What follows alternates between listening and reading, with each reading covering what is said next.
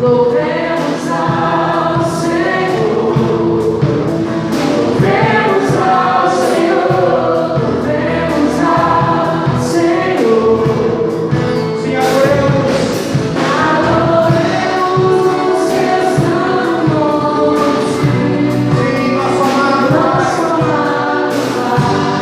Seu nome é santo. Toda a igreja declarando.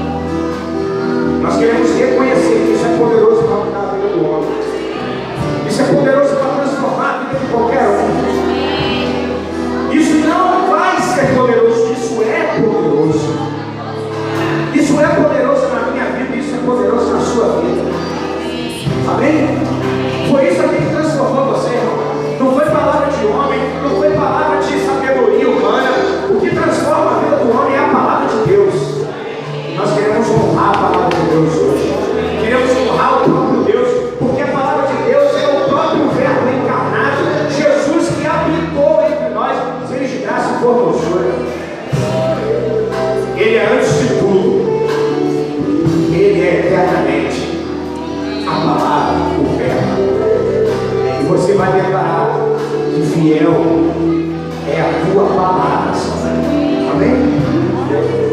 Nesse texto, fiel é a tua palavra. Levante a sua Bíblia e diga: fiel é tua palavra, ó Senhor. Diga: perfeitos, perfeitos teus caminhos, meu Senhor. Diga: pois sei bem também sei que és poderoso para fazer infinitamente mais. Diga: para fazer infinitamente mais. Para fazer. É isso que vai fazer a vida na sua vida. Tudo que pensamos infinitamente mais. Tudo que sentimos infinitamente mais. Tudo que nós queremos, tudo que nós queremos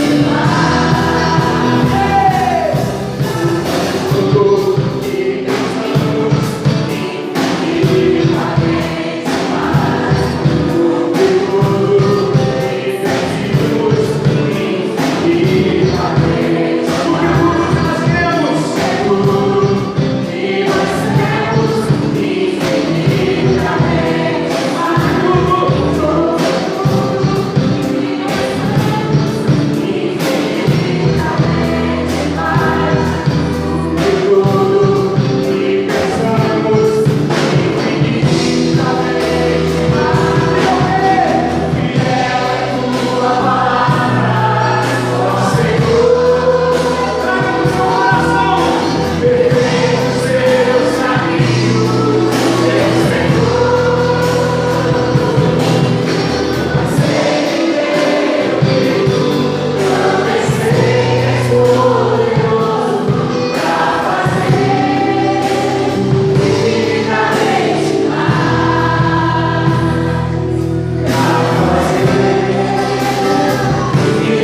infinitamente mais. Para fazer infinitamente Dizer a você que, dentro do que nós falamos no domingo passado sobre a reforma, essa reforma interior, íntima, a reforma do relacionamento, a reforma que muda os nossos olhos, a reforma que faz com que o nosso coração esteja no tesouro certo, não onde a traça corrói, onde a ferrugem, come, sei lá, alguma coisa parecida com isso. Mas nós devemos olhar pelas lentes do Evangelho da salvação da cruz, onde temos a centralidade de Cristo. E eu quero continuar falando sobre Jesus ser centro, Jesus ser base, e essa lente, aonde o Senhor, desde a eternidade, quer nos dar a correção da visão. Eu queria que você abrisse, por favor, no livro de Jeremias, capítulo 18. 18, a partir do versículo 1, deixa abertinho aí, de 1 a 6. Olha aqui um pouquinho para mim. Agora talvez você ainda esteja buscando aí na Bíblia, o livro. Mas deixa eu falar uma coisa para você. Deixa eu comunicar uma coisa para você. Nós já comunicamos isso a um grupo de liderança, nós tivemos um tempo juntos. Mas nós queremos comunicar isso para você também como igreja. Nós estamos orando, na verdade, nós já estamos na via de fato da gente fechar um contrato com um lugar que não é esse lugar. Então, nós estamos apenas esperando para fazer isso de uma maneira, como eu posso explicar isso? De uma maneira mais precisa, porque a gente está querendo consultar esse lugar onde a gente vai, é uma sobreloja, e tem prédios em cima e do lado, e de como a gente pode e deve se portar lá. Mas já fizemos um acordo com o proprietário, por que acordo? Porque ele pediu um valor, a gente foi negociando, disse não dá, a gente não paga isso, e chegamos a um acordo, e isso já está palavrado, está acordado, estamos em vias de fato de juntar a documentação, e estamos aguardando o retorno dele com o estatuto, como é que se chama mesmo isso? A convenção né, interna do prédio. Embora o imóvel não faça parte do condomínio, mas a gente entende, leu algumas coisas, pesquisou, e mesmo assim o prédio pode ter interferência sobre a loja, que é esse espaço, né, do proprietário. Então queremos chamar você, convocar você para você estar orando, para que o Senhor confirme isso e estabeleça isso, se é isso mesmo, né? Que o Senhor dê graça e que nos dê condições. Nós precisaremos fazer uma reforma, mas eu queria chamar você para estar orando junto conosco, orando, jejuando, colocando isso diante do Senhor, para que o Senhor oriente, para que o Senhor confirme isso, né? A todos nós como igreja. Talvez Deus fale algo específico para você pode compartilhar conosco um sonho, uma visão, qualquer outra palavra que Deus liberar. Nós queremos ouvir o que o Senhor está falando na sua igreja e seu povo. Amém? A verdade não está conosco, a verdade está com o Senhor. Nós precisamos dele, da direção, da consulta dele, né? Queremos consultá-lo para saber o que ele realmente, né, determina sobre essa situação. Amém? Foi surpresa? Alguns não, já sabiam, né? Você sabe que esse espaço é um espaço locado, nós só temos alguns dias, a gente então está indo para um lugar que nós teremos, obviamente, todos os dias, amém? Para fazermos algumas reuniões que necessitamos, etc. Embora não ficaremos sendo uma igreja cheia de ativismo, mas necessitamos hoje de fazer algumas coisas. Amém.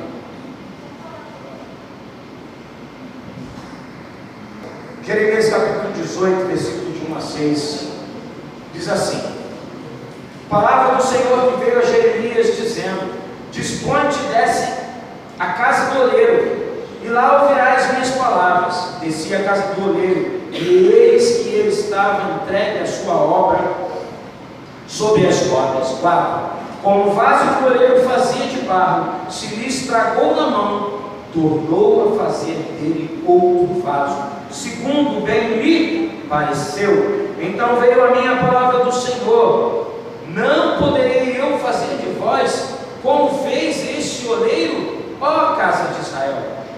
Diz o Senhor: eis que como o barro na mão do oleiro, assim sois vós na minha mão, ó casa de Israel. Que palavra, irmãos, desafiadora. Que palavra é Jeremias sendo chamado, convocado para ir a um lugar específico e ver coisas específicas que estavam acontecendo naquela situação. E como nós estamos falando de uma reforma interior, se faz necessário a gente entender o que está acontecendo dentro dessa história aqui. Porque nada disso é fictício, nada disso é uma mera, sabe, conto de história, mas não é, sabe, aquela história que não existe. Estava acontecendo algo, Deus estava querendo falar algo a Jeremias, e por certo Deus queria mostrar o quadro de uma nação, a situação de uma nação que é a nação de Israel. O objetivo dessa mensagem enviada a Jeremias tem a ver com o propósito que Deus tem para as nossas vidas. Esse foi o objetivo daquilo que Deus estava falando com Jeremias. Tem a ver com a minha vida e a sua vida, porque nós somos o Israel de Deus, amém? Ainda que enxertado, somos. Então o objetivo daquela mensagem era mostrar o propósito que Deus tem para a vida daquele povo, mas também para a vida desse povo, eu e você. Sim, Deus estava mostrando, Deus estava abrindo os olhos de Jeremias para ele entender um plano, para ele entender um projeto, para ele entender a intenção, o que estava na mente de Deus, qual era o desígnio, o que estava acontecendo, o que Deus estava preparando e forjando diante daquela situação. Aqui nessa história, precisamos observar que existe algo muito claro quando a Bíblia diz assim, que do vaso que estava na mão do oleiro, existe algo que estava acontecendo, que quando Jeremias chega lá, o oleiro estava trabalhando aonde? No barro. Em consequência, ele estava fazendo o quê? Um vaso. Mas existem instrumentos que o oleiro estava trabalhando, que é uma roda, que é uma mesa, aonde ele prepara aquilo que ele está manipulando, aquilo que ele está trabalhando. E ele está trabalhando com o quê? Diga, barro. O que Deus está querendo mostrar para Jeremias? É interessante que a Bíblia diz que, cadê o versículo aqui? Descia a casa do oleiro, e eis que estava entregue a sua obra sobre as rodas, como o vaso que o oleiro fazia de barro se lhe estragou na mão, tornou a fazer dele outro vaso, segundo bem lhe pareceu. Isso significa que, enquanto o oleiro estava trabalhando no barro, no vaso, o que acontece? O vaso o quê? Se desfaz nas suas mãos, se estraga, alguma coisa desandou. Eu não sei se você já teve a oportunidade de ver alguém trabalhar literalmente no barro. É muito interessante. Eu sei que tem lugares que existem pessoas, às vezes, quando ministrar essa palavra, trazem um cara para fazer. É impactante. Você vê os detalhes, a riqueza de detalhes do que está acontecendo nessa história. E a Bíblia diz que quando o oleiro estava trabalhando no barro, ele se desfaz, ele se desajusta, e ele faz desse vaso um vaso novo. Agora eu pergunto a você: este oleiro que está trabalhando no vaso, no barro, será que eu e você podemos deixar que o Espírito Santo trabalhe em nossas vidas, assim de sermos vasos para a sua glória? Posso ouvir um amém? Amém. Ainda que seja um amém que libera a fé para abrir os caminhos para o Espírito Santo trabalhar. Agora vamos ver aqui, dentro desse princípio, 4 aspectos. Diga comigo, 4 aspectos. Diga, o primeiro é o barro. Diga primeiro, o barro. Fala aí para o seu irmão: oi, irmão. Estou falando de você, barro. Na mensagem de Deus a Jeremias, significa o próprio povo de Israel, que foi tirado da escravidão do Egito e levado a Canaã, na época de Moisés. Isso está lá em Deuteronômio, não precisa abrir, porque não é o texto que eu vou ler, mas está lá em Deuteronômio capítulo 8, versículo de 1 a 5. Fala dessa história. Assim também nós somos tirados da escravidão do pecado, do mundo, desse sistema do diabo, e somos transferidos ou transportados para o reino do Filho do seu amor, como está lá em Colossenses 1, versículo 13 e 14. Diz assim: Ele nos libertou do império das trevas e nos transportou para o reino do Filho do seu amor, no qual temos a remissão dos pecados. Esse reino de graça é o lugar onde somos moldados. Diga comigo, moldados. É nesse reino que eu e você somos moldados. Significa moldar, formar um molde, de forma figurada, amoldar, acomodar, ajeitar, afeiçoar. Significa, se eu tenho um molde, a gente já falou sobre isso aqui, que tem a forma de um coração. Se eu colocar dentro dessa forma algum produto, dentro dessa forma de coração, porque o molde é o coração, aquele produto fica com jeito de. Se for uma bola, um círculo, porque o molde, o círculo é uma bola, como sai o produto? Um círculo, uma bola. E assim por diante. Então, qual é o conceito? O que Deus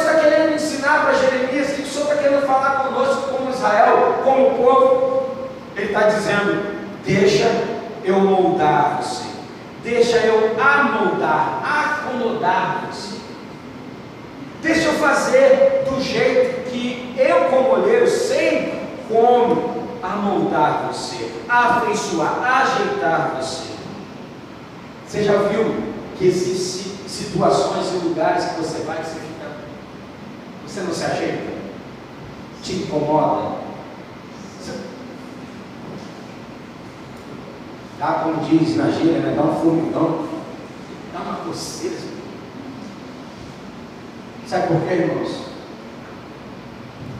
Você não consegue se amoldar a esse molde. Graças a Deus. Mas eu quero te dizer uma coisa. Muitos de nós ainda estamos sendo amoldados por muita coisa desse sistema.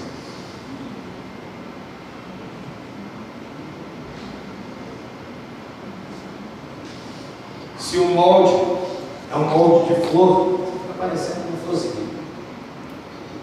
Tinha uma canção que eu cantava quando era criança que era: sou uma florzinha de Jesus. Imagina, os moleques cantando um negócio desse, os garotos. Os meninos falam assim: sou florzinha não. Aí tinha umas tias, né, uns tios jamais. É mesmo não, é um cravo, é um negócio. Santo de Israel, profeta, apóstolo do Senhor. Mas você fica com um molde de flor. Deus está querendo fazer algumas pessoas aqui uma flor. Não tiririca do pé, vem. Uma flor linda, maravilhosa, cheirosa. O barro, escute, é um material de uso mais comum. Às vezes até considerado desprezível como lixo. Quantas vezes já nos sentimos assim? Ou nos sentimos assim? Sim, sem valor e sem méritos. Mas um artista, assim como Deus, sabe reconhecer aquele barro que poderá se transformar em obra de arte. Mas o barro fala também de nossa fragilidade, fala de sermos maleáveis na mão de Deus. Precisamos compreender que Deus quer nos moldar. Posso ouvir um amém? Amém. Como o oleiro molda o barro, molda o barro, nós precisamos nos entregar a Ele de uma maneira de nunca nos exaltarmos ou nos vangloriar. O barro nunca pode se vangloriar. O barro nunca pode se exaltar. 2 Coríntios capítulo 4, versículo 7. Você pode projetar para a gente, Paulinho? Quero que você olhe. A Bíblia diz assim: temos, porém, esse tesouro em vasos de barro, para que a excelência do poder seja de Deus e não de nós. Existe um tesouro. Quem é esse tesouro? Diga: Deus é esse tesouro. Digo: Pai, Filho e Espírito Santo, eles habitam em mim. Eu sou esse vaso de barro, mas existe um tesouro. Olha ali: temos, porém, esse tesouro em vasos de barro, para que a excelência do poder seja de Deus e não da nossa parte. Irmão, você é frágil mesmo, eu sou frágil. Isso demonstra, sabe, tantas vezes a nossa pequenez, a nossa fragilidade. Mas deixa eu te dizer uma coisa: o barro, ele pode ser manipulado pelo oleiro, enquanto o barro está o quê? Maniável. Se endurecer o barro, irmão, você imagina por que o barro que o oleiro estava trabalhando se quebrou na mão dele, irmãos? Sabe por quê? Aquele barro já não estava tão maleável assim, não estava tão acessível para ser trabalhado. O barro estava rígido, o barro já não estava permitindo com que o oleiro desse forma, jeito. O que você acha que Deus está falando para Jeremias? Rapaz, o meu povo é assim, Israel é assim, eles me têm, eles têm um tesouro, eles têm uma riqueza, mas eles não compreendem que eles precisam ser um barro mole, um barro moldável, um barro, sabe, ainda que se permite Irmão, será que nós somos assim? Ou será que o sol nos endureceu? Você lembra lá o que diz o Salmo 84? O que diz lá? O sol não te molestará. É o 84? Acho que é. O Senhor, o sol, o escudo. O Senhor da graça e glória. Mas é o Salmo de Davi que diz que, né, como a sequidão, como o sol, né, no dia quente, que faz com que você fique seco, duro. E aí eu quero dizer a você, vamos permitir que o Espírito Santo trabalhe na nossa vida. Então, o primeiro aspecto é o barro. O segundo aspecto, diga comigo, é a roda. Não escutei. O segundo aspecto é a roda. A roda. Não é a roda do Silvio Santos. Roda, roda, roda e a vida. É a vida, sei lá. Ah, é a chacrinha, gente. Deixa eu falar. É a roda do Jequiti, sei lá, né? Aquele negócio. É um monte de roda. Mas a roda é uma ferramenta sobre a qual o vaso é moldado. É na roda que o oleiro trabalha. Agora escute, porém, nem todo barro é moldável. Nem todo barro é moldável. Meu Deus. Isso assusta, irmão. Nem todo barro é moldável. Embora é barro, é frágil, é mole, demonstra, né, a insignificância, não tem valor nenhum, mas o oleiro, como artista, sabe trabalhar o barro, porém, nem todo barro é moldável. A pergunta é: será que por vezes nós somos rebeldes como Israel e por isso falhamos como vasos? E será que recusamos quando as mãos do soberano oleiro tocam em nós e nos amassa com força? Nos amassa com força para nos moldar? A mão do oleiro vem, irmão, e pega no barro.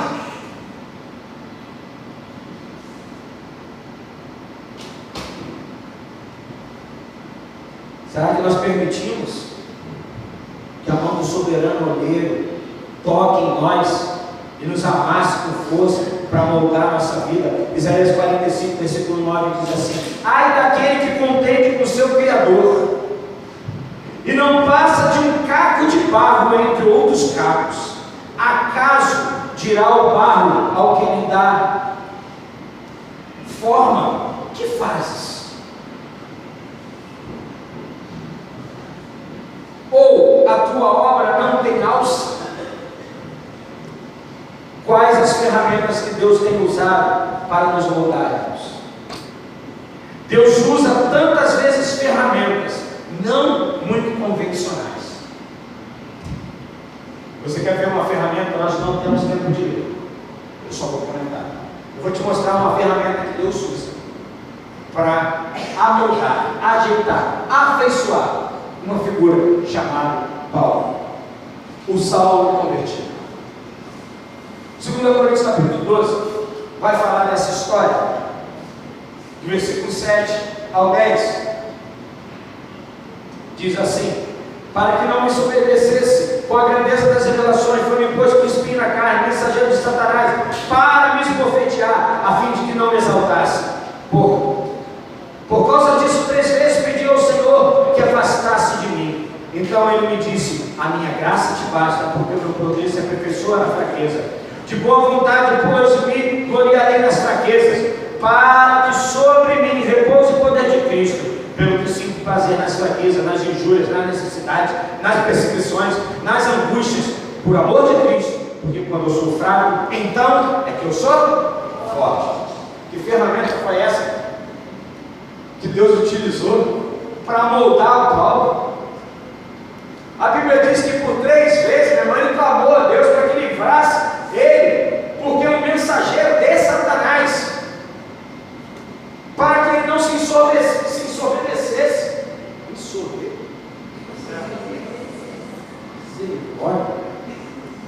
Para que ele não se exaltasse. Como a Bíblia diz, pode o barro perguntar para o seu Criador: o que você está fazendo? Está errado o que você está fazendo. Eu imagino que Deus falou assim: pode ir lá, Satanás, pode ir lá, demônio, dá na cara dele. Pá! Irmãos,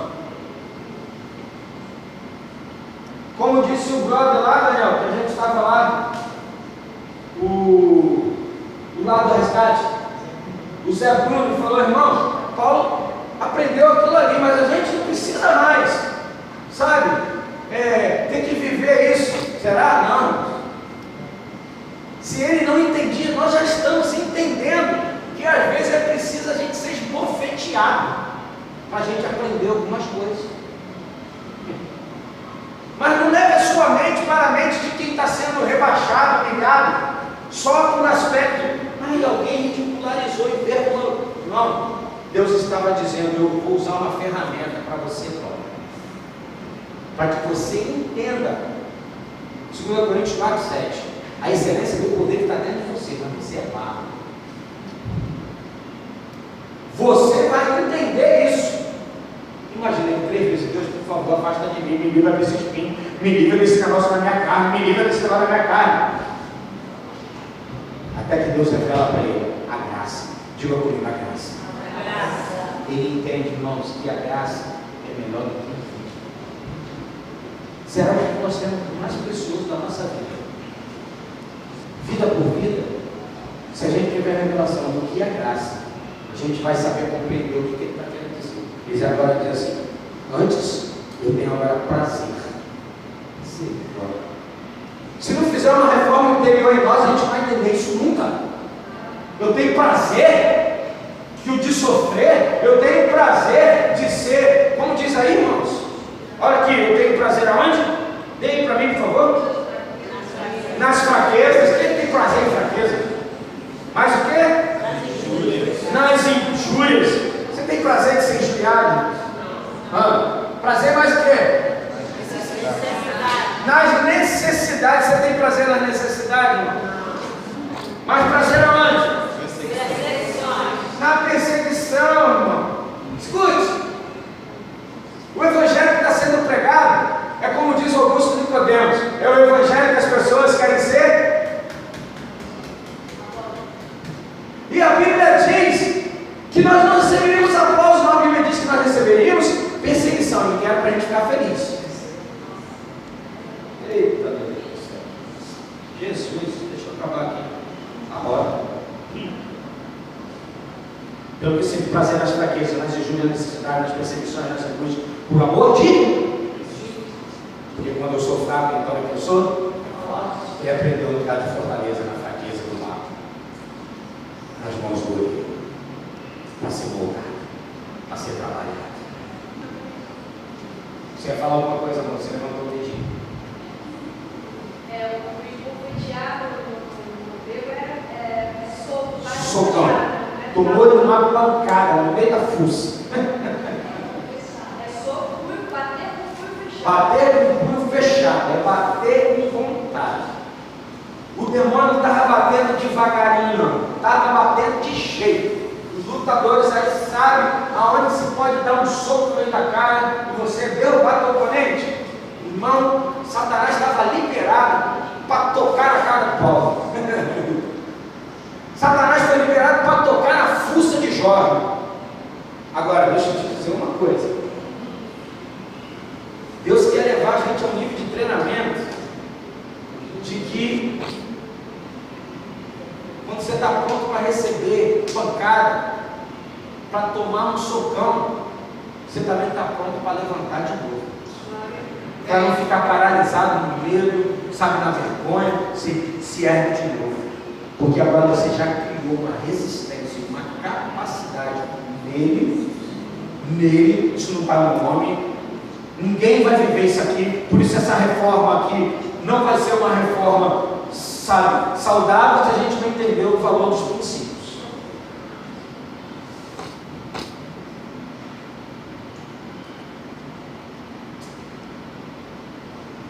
O terceiro aspecto é o olheiro. Na palavra enviada a Jeremias, o Senhor compara-se ao olheiro. O Senhor mesmo se compara ao olheiro. E se ele é olheiro, será que imaginaríamos que o Senhor não conseguiria terminar a sua obra de forma excelente? Filipenses 1,16 diz assim: estou plenamente certo que aquele que começou a boa obra em vós há de completá-la até o dia de Cristo Jesus. 2 Timóteo capítulo 2, versículo 20 e 21 diz assim: ora, numa grande casa não há somente utensílios de ouro e de prata, há também de madeira e de barro, alguns para a honra, outros utensílios, cadê Jesus? Outros, porém, para desonra. Assim, pois, se alguém a si mesmo se purificar destes erros, será utensílio para a honra, santificado e útil ao seu possuidor. Diga assim: eu tenho um possuidor. Queria dizer, o cara está endemoniado, o bicho está possuindo ele. Meu irmão, eu estou possuído pelo Espírito Santo. Você não gosta nem de ouvir isso, que parece essa coisa da macumba. Mas você tem um possuidor, você possui alguém. A Bíblia diz que você é casa predileta, que você é propriedade exclusiva dele. Amém? Amém? Eu fui ministrado demais esses dias por uma canção do Renascer Praise 19. Eu não sei se tem até 20, eu não sei se é o último, se é mais recente, não sei. Mas essa canção começa dizendo o seguinte: o que eles não sabiam é que eu tenho uma aliança com Deus, e que a minha casa está firmada na rocha e não na areia. E quando os meus inimigos, eles vieram bater na casa, para destruir a casa, para arrebentar a casa, para surpresa deles, eles não sabiam que quem abriu a porta, sabe quem foi? Foi o dono da casa. Cara, essa ministração dessa canção me ministrou demais. Porque tanta vez eu me sinto assim, meu Deus, como é que eu vou aguentar isso? Eu sou tão fraco, tão frágil. E Deus começou a ministrar no meu coração: rapaz, é por causa da aliança. Não é você, sou eu na sua vida, sou eu o dono da casa. Deixa o inimigo bater lá, porque eu mesmo, o Senhor, vou abrir e vou dizer: sou eu aqui o dono da casa. Eu vou dizer: sai, porque essa casa é minha. Eu via Deus cantando para mim: você é meu, rapaz. E deixa os inimigos acharem, pensarem: você é meu. Nem orei direito esse dia, gente. Ou melhor, orei de outro jeito. Porque às vezes a gente vai lá com a nossa bichinha, né? Faz parte. Deus, fulano, Pai, a igreja, Senhor, minha casa, minha família, Senhor e tal. Irmão, de mais nada, só fiquei a dizer o que meus inimigos não sabiam. É que eu tenho uma aliança com Deus. E quando eles bateram lá na porta, quem abriu? Quem, irmãos? O dono da casa. Deixa o dono da casa, meu irmão, aparecer. Deixa o dono da casa mostrar o poder dele. Amém? Glória a Jesus. E o quarto e último ponto: o vaso simboliza o plano de Deus para a nossa vida. Aguenta mais uns minutinhos. O alvo do Senhor é nos moldar em caráter, até pensarmos e termos as mesmas atitudes do seu Filho Jesus. Você acha que é possível, irmão? Diga assim: é possível. Diga com força: diga, é possível. É possível. Vai me achar meio agressivo agora, mas dá uma tapa na sua casa. Uma vergonha. É possível. Sei que as irmãs são mais assim. Não tem nada, tem as irmãs aí que só Jesus. pedi para Jesus, antes de casar, Senhor, me dá alguém, seja como uma luva na minha vida. Aquela luva que veste direitinho, entendeu, não? Só esqueci de falar para Deus qual era a luva. Você imagina que luva que ele mandou, irmão? Deus sabe, uma onça. Sequinha. Ele sabe, eu sou um lutador, ele sabe do que eu estou falando. Eu não sei muito bem não, mas deixa eu dizer uma coisa para você. Deus sabe o instrumento que Deus tem para usar na sua vida. Assim que é um instrumento de Deus na minha vida.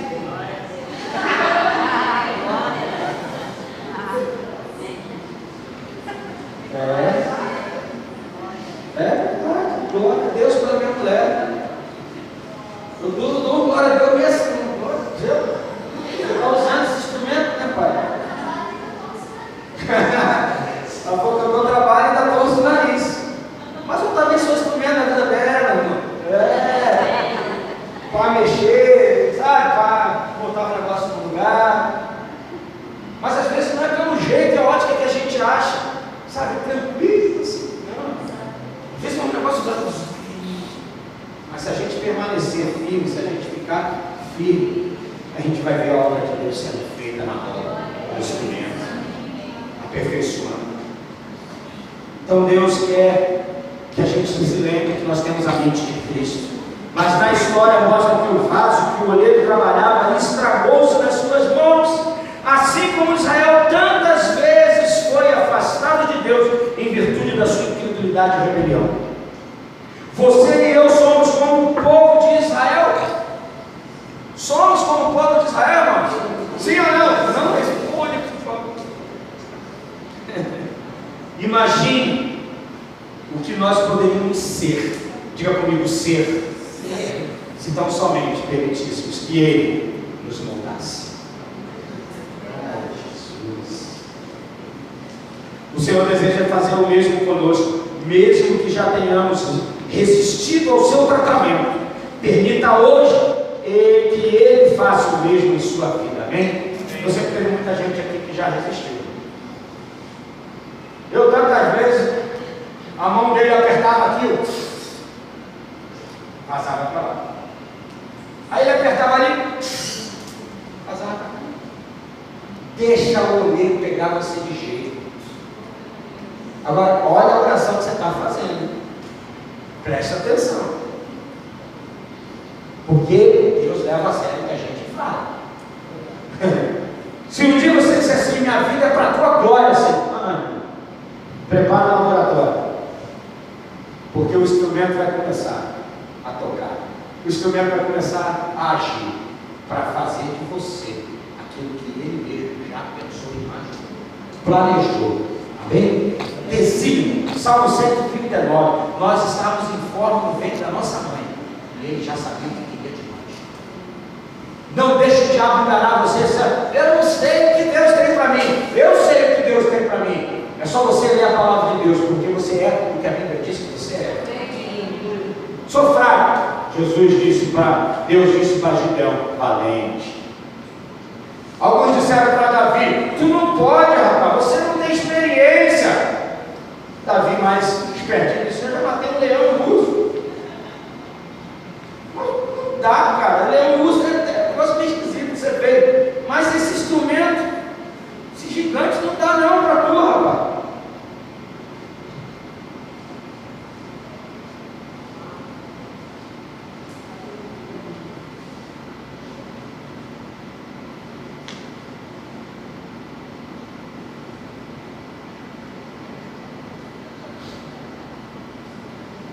Permita hoje, Sérgio, permita hoje que Ele faça isso na sua vida. Que Ele comece agora mesmo esse trabalho. Então, somente não escorreguemos por entre os seus dedos. Precisamos nos submeter, curvar-nos e humilhar-nos debaixo da sua potente mão, para que a seu tempo nos exalte, como diz em 1 Pedro capítulo 5, versículo 6. Humilhai-vos, portanto, sob a poderosa mão de Deus, para que Ele, em tempo oportuno, vos exalte. Escute, ontem nós vimos uma imagem aqui na ECAP. Eu já tinha escrito isso aqui, eu só não tenho a imagem. Sabe aquela imagem que aparece? Era uma pessoa cheia de raízes. Lembra daquela imagem? Uma pessoa era uma raiz. As pernas dela eram raízes de árvore, né? Como se fosse uma árvore. E eu tinha escrito aqui: muitos cristãos querem o fruto do Espírito com as suas raízes fincadas no mundo. Nós queremos os frutos, nós queremos as benevolências, nós queremos as coisas de Deus, mas ainda estamos com as nossas raízes fincadas no mundo. O barro não se deixa ser trabalhado pelo oleiro. Eu tinha outras coisas aqui para ler, mas eu só quero falar mais duas frases para terminar. É bem verdade que nós estávamos perdidos, nós fomos achados. Amém? Éramos cegos e agora vemos. Éramos escravos e agora somos livres. Andávamos segundo o príncipe da potestade do ar e agora fomos transportados para o reino do Filho do amor. Estamos no reino do Pai. A melhor vida que temos para viver é a vida da vontade de Deus, que é boa, perfeita. Essa é a melhor vida que eu tenho para viver, que você tem para viver. A maior riqueza que nós podemos ter e possuir nessa vida se chama Espírito Santo, que habita dentro de nós. Que isso não seja um jargão na nossa boca como crente, que isso seja uma realidade, que eu me lembre, que eu diga para minha mente, que eu diga para o bar: rapaz, a maior riqueza que você tem não é carro, não é isso, não é aquilo, não é nem a tua esposa, não é nem teus filhos, que é uma bênção, mas a maior riqueza que você tem é a minha presença dentro de você. Irmãos, alguém que entende, experimenta, que sabe, bebe disso, que come isso. Oh, Jesus. Feliz é quem compreende que, embora o cristianismo traga uma coroa no final da carreira, você lembra que isso diz lá? Seja fiel até a morte, dar-te-ei uma coroa da vida. Tem uma coroa para mim e para você, lá no final da carreira. Mas feliz é aquele que também compreende que traz também uma cruz para o caminho. Tem uma coroa para receber no final, mas tem uma cruz no caminho. Esse é alguém feliz, é alguém bem-aventurado. Disse o J.C. Ryle. Substitua Cristo por algo. O Evangelho é totalmente aplicado. Substitui Cristo por algo. O Evangelho é totalmente arruinado. Adicione algo a Cristo. O Evangelho deixa de ser puro Evangelho.